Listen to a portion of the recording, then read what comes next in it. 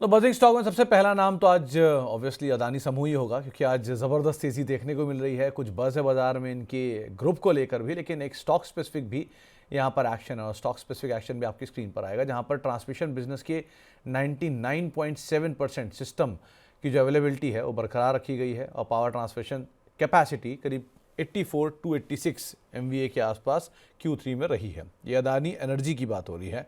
सो Arun sir, Adani energy अगर किसी के पास है तो करना क्या चाहिए उसमें? तुम्हें जी क्लियरली स्टॉप लॉस लगाना चाहिए। पहले तो स्टॉप लॉस जरूर लगाए। ओवरऑल अडानी ग्रुप या जो भी अगर वोलेटाइल स्टॉक्स होते हैं, जो बड़े मूव्स होते हैं, उनको स्टॉप लॉस जरूर लगाए। अपने सपोर्ट के आसपास जरूर है, इसलिए अभी एग्जिट की राय तो नहीं है। जिन्होंने भी ले रखा है, हो सकता है बाउंस आपको 840 850 तक जाता हुआ नजर आए। स्टॉप लॉस जरूर लगाए 740 से 735 के आसपास, जहाँ पे गैप लेवल था, उस गैप को आज फिल भी किया है। तो जिन्होंने भी आज बाई किया है, या फिर कल की या परसों की भी बाइंग है, या फिर शॉर्ट टर्म के लिए भी किसी ने भी बाई किया है, तो 730 का एक स्टॉप लॉस जरूर लगाना चाहिए। ऊपर में मुझे लग रहा है मोमेंटम बन सकता है और 840 850 तक स्टॉक जा सकता है। 850 के आसपास आएगा तो स्टॉक को एक बार जरूर रिव्यू करेंगे। पर चूंकि न्यूज में है, वॉल्यूम्स काफी अच्छे हैं, अभी एग्जिट की राय नहीं है, थोड़ा बाउंस के लिए और वेट करके चल सकते हैं। ओके, एक BEL और लेके आइए। BEL के अंदर आज ऑर्डर आया है और बड़ा ऑर्डर है, करीब करीब 561 करोड़ रुपए के आसपास का ऑर्डर कंपनी को मिला है। अब तक FY25 में रफली 10,000 करोड़ रुपए के आसपास की ऑर्डर बुक कंपनी की पहुंच चुकी है। एक स्ट्रॉन्ग ऑर्डर इन्फ्लोस मिल रहे हैं। अरुण सर, डिफेंस स्पेस में बजट से ठीक पहले क्या करना चाहिए BEL में? तो मुझे क्लियरली राय है, बाई करना चाहिए। 260 65 के आसपास ये स्टॉक चल रहा है। इनफैक्ट BEL HL हर गिरावट पे हमने बाई करने की सलाह दी है। प्योर लॉन्ग टर्म की बात कर रहा हूँ, एफ या फिर ट्रेडिंग की बात नहीं कर रहा हूँ। लॉन्ग टर्म के लिए डेफिनेटली बाई करना चाहिए। 260 इसका मजबूत सपोर्ट है। मुझे लग रहा है धीरे धीरे स्टॉक वापस आपको 290 300 की तरफ जाता हुआ नजर आएगा। एफ में बाई ना करें। एफ में जरूर मार्जिन वगैरह की दिक्कत होती है, पर अगर कैश में किसी को बाई करना है, थोड़ा होल्ड करके चल सकते हैं, तो डेफिनेटली इस लेवल पर बाई करके चल सकते हैं। ओके, इसके अलावा एक बारी JSW एनर्जी लेकर आइए। JSW एनर्जी में भी कंपनी ने अपनी नई कैपेसिटीज़ भी शुरू की है, प्लस इनको एक LOI भी मिला है, लेटर ऑफ इंटेंट। करीब करीब 15,985 करोड़ रुपए के प्रोजेक्ट के लिए इन्होंने बोली लगाई थी। तो आज JSW ग्रुप वैसे भी तेज़ी में और JSW एनर्जी में भी अच्छा मूव है। अरुण सर, पूरा ग्रुप ही बजिंग चल रहा है, चाहे इंफ्रा हो, स्टील हो, ये हो, करना क्या चाहिए यहाँ पे? अगेन सुमित जी, ये स्टॉक वैसे काफी अच्छा रहा है, पर अगेन ये भी एफ एंडो में आया है जब से ये स्टॉक भी डाउन ट्रेंड में है। JSW एनर्जी की जहां तक बात है, मुझे लग रहा है 580 और 600 ये लेवल्स इजीली ये पार नहीं करेगा, और वहां पे स्टॉक जरूर अटकना चाहिए। 545 550 के आसपास ये स्टॉक चल रहा है, तो बाउंस जरूर ड्यू है। सभी स्टॉक्स में ड्यू है, क्योंकि मार्केट काफी ओवरसोल्ड है। तो 580 600 के आसपास आता है तो पोजिशन किसकी अटकी है, तो वहां पे जरूर हल्का करना चाहिए, और कोई नई बाइंग की सलाह नहीं है।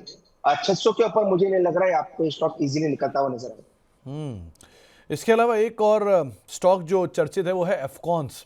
हालांकि इसके चार्ट बहुत लंबे आपके पास अवेलेबल नहीं होंगे, लेकिन 4787 करोड़ रुपए का ऑर्डर मिला है और पुणे के रिंग रोड के प्रोजेक्ट के लिए कंपनी को ये ऑर्डर मिला है, जो कि अवेटेड भी है काफ़ी।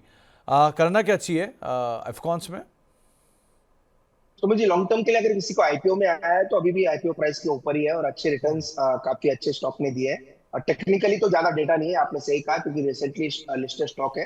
पर यूजुअली लोस के स्टॉप लॉसेस लगाना चाहिए अगर किसी ने ट्रेडिंग के लिए बाई किया है। तो 475 480 के लोस रिसेंटली बने थे, वो 480 के नीचे अपना स्टॉप लॉस मेंटेन करना चाहिए। आज ये 3% ऊपर है, और क्लियरली न्यूज का भी इफेक्ट जरूर दिख रहा है। तो मुझे लग रहा है ऊपर में टारगेट 525 तक स्टॉक में बन सकते हैं, जितना भी डेटा मेरे पास अवेलेबल है। तो 525 का एक स्टॉप लॉस टारगेट जरूर रखे, और 480 का एक स्टॉप लॉस जरूर मेंटेन करना चाहिए।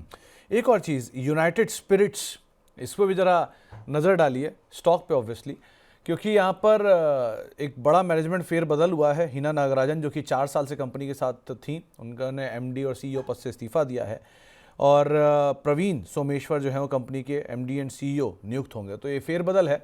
सो ये जो डिप है, इसका इस्तेमाल क्या बाय के लिए करना चाहिए? सुमित जी, बाइंग की तो कोई ट्रिगर नहीं है अभी भी। लगातार आप कह सकते हैं 8 दिन से स्टॉक गिर रहा है, और 1400 से 1420 के आसपास इसके जो लोज है वही इसके सपोर्ट है। ऑलमोस्ट आप कह सकते हैं 1 नवंबर के जो लो है वो 1400 के आसपास है, और वहीं पे स्टॉक चल रहा है। तो अभी तो बाइंग की सलाह नहीं है, जब तक स्टॉक स्टेबल ना हो जाए या फिर रिवर्सल के संकेत ना दे। एवरेजिंग और बाइंग दोनों ही ना करें। स्टॉक वैसे बेहतरीन है और फंडामेंटली काफी मजबूत है, पर टेक्निकली अभी कोई ट्रिगर नहीं है बाई करने का, तो फिलहाल अवॉइड करके चल सकते हैं। एक स्टॉक और देखिए, वो है HCL टेक। कंपनी के नंबर्स भी आए हैं और नंबर्स के बाद क्योंकि ऑल टाइम हाई पर शेयर खड़ा था तो जितने भी अच्छे नंबर दे देता बाजार उसे डिस्काउंट करके ही बैठा था ऑब्वियसली। सो इसीलिए 8% के आसपास का एक ड्रॉप देखने को मिला। क्या कुछ लॉन्ग टर्म स्ट्रक्चर में बदलाव हुआ है HCL टेक के? तो मुझे लॉन्ग टर्म में तो कोई बदलाव नहीं है, पर आज क्योंकि आज स्टॉक 8% नीचे है, अगेन एफ की पोजीशंस भी काफी कटी हैं आज, और रिजल्ट्स इनलाइन विद एक्सपेक्टेशन थे, पर स्टॉक चल चुका था तो उसी का रिएक्शन देखने को मिला है। लॉन्ग टर्म में कोई दिक्कत नहीं है, मुझे लग रहा है नीचे में 1750 1760 उसके नीचे स्टॉक आपको जाता हुआ नजर नहीं आएगा, वहां पे कंसोलिडेट करेगा। और ये भी चीज है, वापस जल्दी ऊपर आपको 1900 तक के भी लेवल्स देखने को नहीं मिलेंगे। तो नीचे में 1750 1700, ऊपर में 1900 1950, इसी के बीच में स्टॉक रहना चाहिए। कोई बड़ी गिरावट या उछाल के संकेत नजर नहीं आ रहे। स्टॉक थोड़े दिन हो सकता है कंसोलिडेशन में जाता हुआ नजर आए। तो आज थोड़ी सी प्रॉफिट टेकिंग जरूर देखने को मिली है स्टॉक के अंदर। तो बजिंग स्टॉक को फिलहाल यही समेटेंगे और लौटते हैं वापस सवाल जवाब के सिलसिले पर।